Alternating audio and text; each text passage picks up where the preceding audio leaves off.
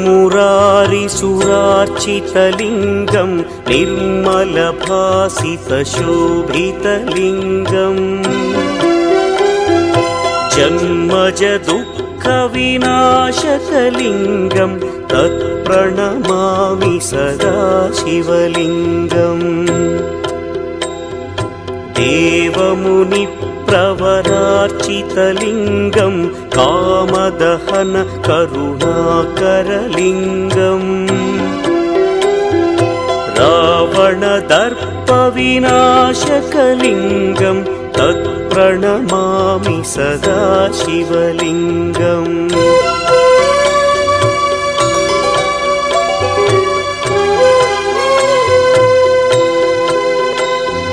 सर्वसुगन्धसुलेपितलिङ्गं बुद्धिविवर्धनकारणलिङ्गं सिद्धसुरासुरवन्दितलिङ्गं तत्प्रणमामि सदा शिवलिङ्गं कनकमहामणिभूषितलिङ्गं मणिपतिवेष्टितशोभितलिङ्गम्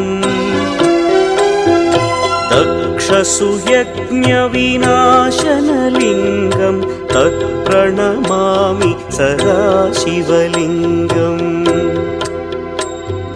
कुङ्कुमचन्दनलेपितलिङ्गं पङ्कजहार सुशोभितलिङ्गम् सञ्चितपापविनाशनलिङ्गं तत्प्रणमामि सदा शिवलिङ्गम्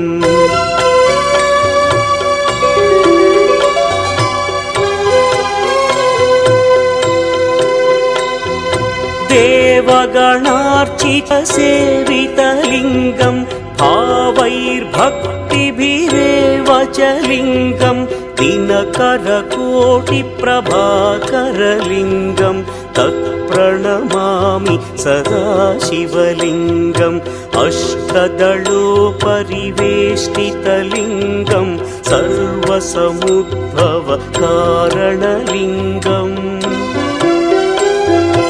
अष्टदरिद्र्यविनाशनलिङ्गं तत्प्रणमामि सदा शिवलिङ्गम् सुरगुरुसुरवरपूजितलिङ्गं सुरवनपुष्पसदार्चितलिङ्गम् परमपदं परमात्मकलिङ्गं तत्प्रणमामि सदा शिवलिङ्गम् लिङ्गाष्टकमिदं पुण्यं यः पठेच्छिवसन्निधौ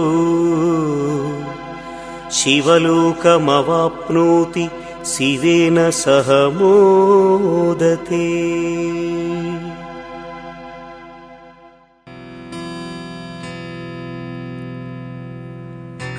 त्रिदलं त्रिगुणाकारं त्रिनेत्रं च त्रियायुधं त्रिजन्मपापसंहारं एकबिल्वं शिवार्पणं त्रिशाखैः बिल्वपत्रैश्च अच्छिद्रैः कोमलैः शुभैः तव पूजां करिष्यामि एकबिल्वं शिवार्पणम् कोटिकन्या महादानं तिलपर्वतकोटयः काञ्चनं शैलदानेन एकबिल्वं शिवार्पणम् काशीक्षेत्रनिवासं च कालभैरवदर्शनम् प्रयागे माधवं दृष्ट्वा एकबिल्वं शिवार्पणम् इन्दुवारे व्रतं स्थित्वा निराहारो महेश्वर नक्तं हौष्यामि देवेश एकबिल्वं शिवार्पणम्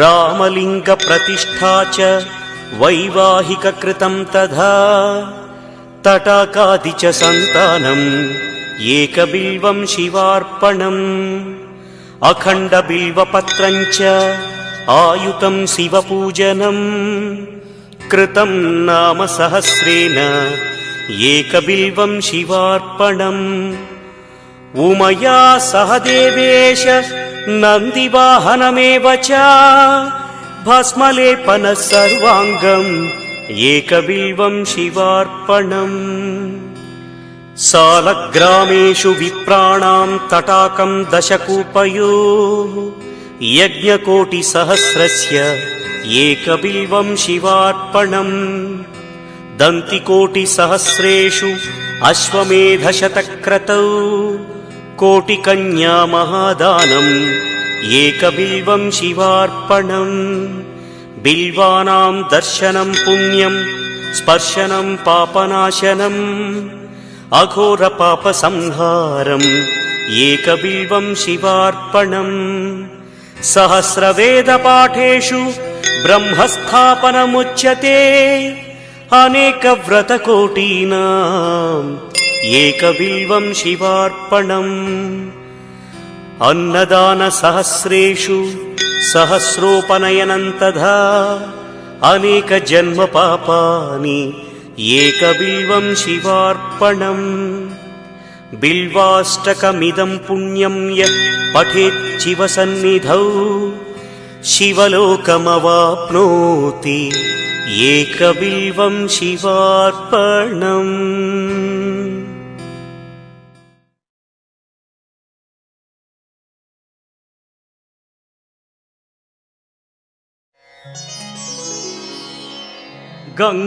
गंगातरंगरमणीय जटाकलापं गौरी निरंतर विभूषित वामभागं नारायण प्रियमनंगमदापहारं वाराणसीपुरपतिं भज विश्वनाथम् वाचामगोचरमनेकगुणस्वरूपं वागीश विष्णुसुरसेवितपादपीठं वामेन विग्रहवरेण्यकळत्र वाराणसीपुरपतिं भज विश्वनाथम्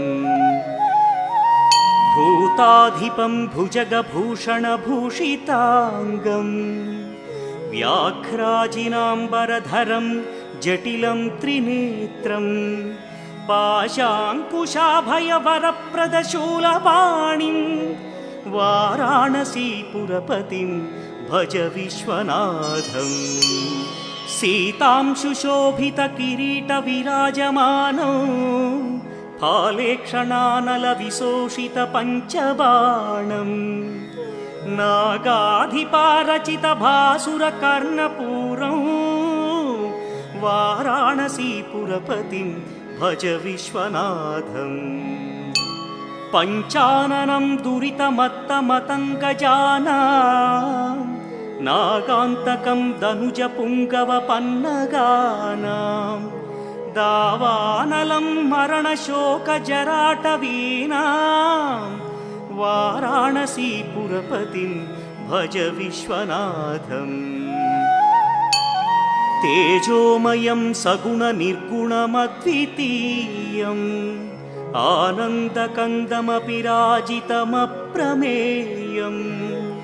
नागात्मकं सकलनिष्कळमात्मरूपं वाराणसीपुरपतिं भज विश्वनाथम् आशां विहाय परिहृत्य परस्य निन्दां पापे रतिं च सुनिवार्य मनः समाधौ आदाय हृत्कमलमध्यगतं प्रदेशं वाराणसीपुरपतिं भज विश्वनाथम् रागादिदोषरहितस्वजनानुरागं वैराग्यशान्तिनिलयं गिरिजासहायं माधुर्यधैर्यशुभगं करलाभिरामं वाराणसीपुरपतिं भज विश्वनाथम् वाराणसीपुरपतेस्तवनं शिवस्य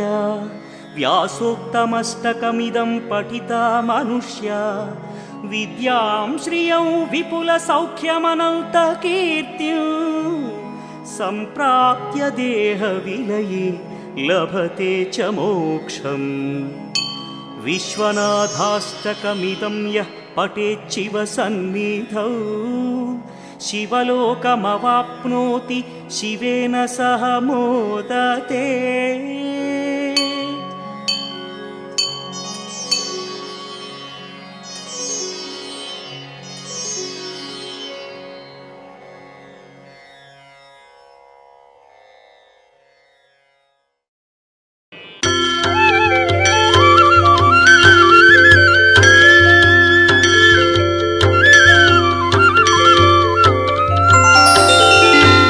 प्रभुं प्राणनाथं विभुं विश्वनाथं जगन्नाथनाथं सदानन्दभाजम् भवद्भव्यभूतेश्वरं भूतनाथं शिवं शङ्करं शम्भुमीशानमीडे। गळेरुण्डमालं तनौ सर्पजालं महाकालकालं गणेशादिपालम् जटाजूटगङ्गोत्तरं दैर्विशिष्यं शिवं शङ्करं शम्भुमीशानमीडे। मुदामाकरं मण्डनं मण्डयन्तं महामण्डलं भस्मभूषाधरन्तम् अनादिं ह्यपारं महामोहमारं शिवं शङ्करं शम्भुमीशानमीडे। वटाधो निवासं महाट्टाट्टहासं महापापनाशं सदा सुप्रकाशम् गिरीशं गणेशं सुरेशं महेशं शिवं शङ्करं शम्भुमीशानमीडे। गिरीन्द्रात्मजा सङ्गृहीतार्धदेहं गिरौ संस्थितं सर्वदा पन्नगेहम् परब्रह्म ब्रह्मादिभिर्वन्द्यमानं शिवं शङ्करं शम्भुमीशानमीडे। कपालं त्रिशूलं कराभ्यां दधानं पदाम्भोजनं राय कामं दधानम् बलिवर्धयानं सुराणां प्रधानं शिवं शङ्करं शम्भुमीशानमीडे। शरच्चन्द्रगात्रं गणानन्दपात्रं त्रिनेत्रं पवित्रं धनेशस्य मित्रम् अपर्णाकळत्रं सदा सच्चरित्रं शिवं शङ्करं शम्भुमीशानमीडे। हरं सर्पहारं चिताभूविहारं भवं वेदसारं सदा निर्विकारम् श्मशाने वसन्तं मनोजं दहन्तं शिवं शङ्करं शम्भुमीशानमीडे। स्वयं यः प्रभाते नरः शूलपाणे पठे स्तोत्ररत्नं त्विह प्राप्य रत्नम् सुपुत्रं सुधान्यं सुमित्रं कळत्रं विचित्रैः समाराध्य मोक्षं प्रयाति।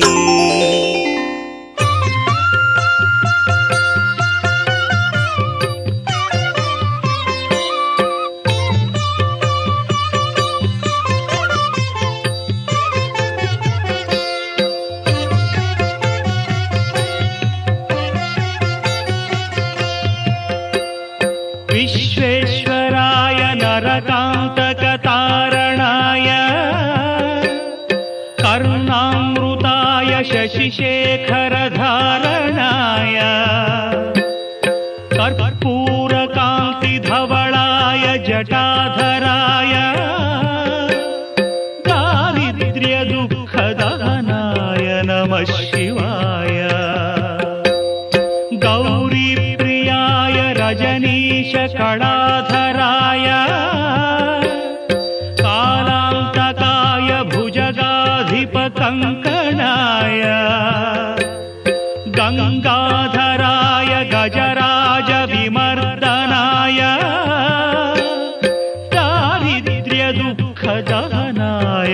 ನಮಃ ಶಿವಾಯ.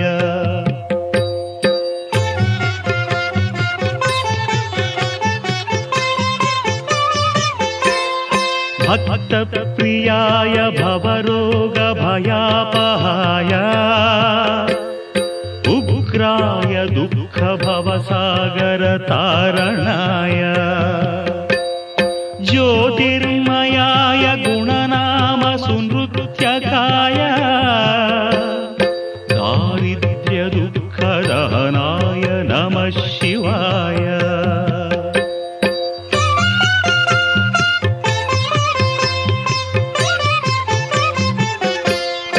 चर्माम्बराय शवभस्मविलेपनाय हालेक्षणाय मणिकुण्डलमण्डिताय मञ्जीरपादयुगलाय जटाधराय दारिद्र्यदुःखदहनाय नमः शिवाय.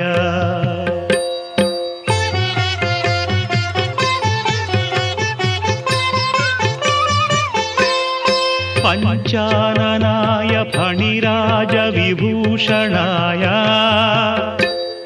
हेमांशुकाय भुवनत्रयमण्डिताय आनन्दभूमिवरदाय तमोमयाय दारिद्र्यदुःखदहनाय नमः शिवाय.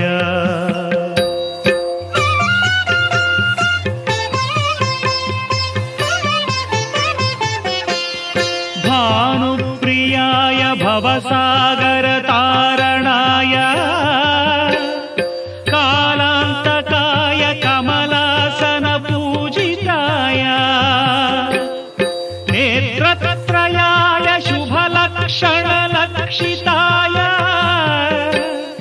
दारिद्र्यदुःखदहनाय नमः शिवाय.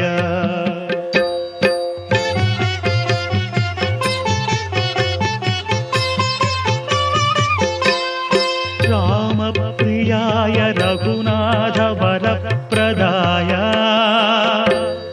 नामप्रियाय नरकार्णवतारणाय पुण्येषु पुण्यभरिताय सुरार्चिताय दारिद्र्यदुःखदहनाय नमः शिवाय.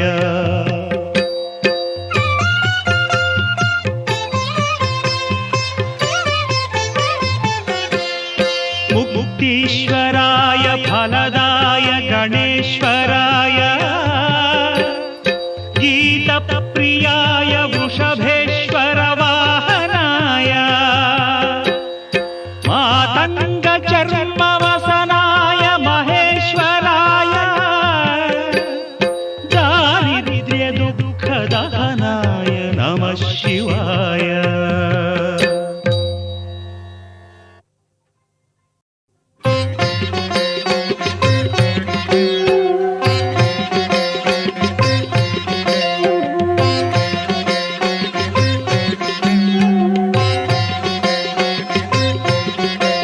नमामीशमीशाननिर्वाणरूपं विभुं व्यापकं ब्रह्मवेदस्वरूपम् अजं निर्गुणं निर्विकल्पं निरीहं चिदाकारमाकाशवासं भजेऽहं. नमामीशमीशाननिर्वाणरूपं विभुं व्यापकं ब्रह्मवेदस्वरूपम्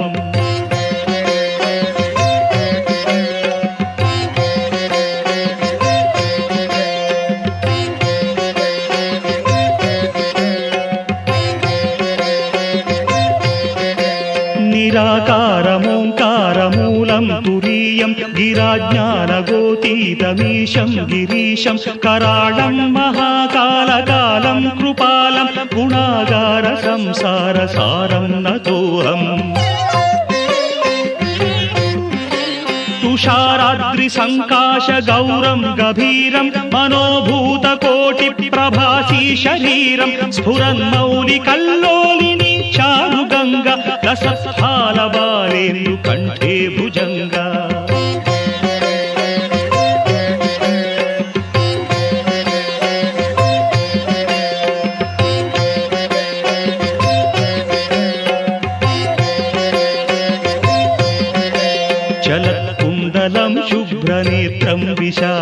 प्रसन्नाननं नीलकण्ठं दयालं मृगाधीश चर्माम्बरं मुण्डमालं प्रियं शङ्करं सर्वनाथं भजामि प्रचण्डं प्रकृष्टं प्रगल्भं परेशम् अखण्डं भजे भानुकोटिप्रकाशं त्रयीशूलनिर्मूलनं शूलपाणिं भजेऽहं भवानीपतिं भावगम्यम्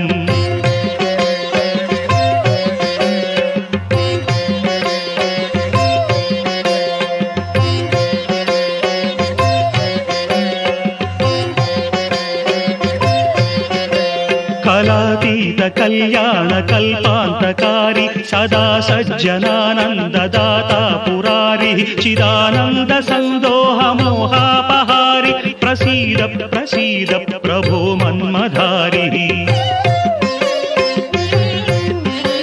न यावत् उमानाथ पादारविन्दं भजन्तीह लोके परे वानराणां न तावत् सुखं वापि सन्तापनाशं प्रसीद प्रभो सर्वभूताधिवास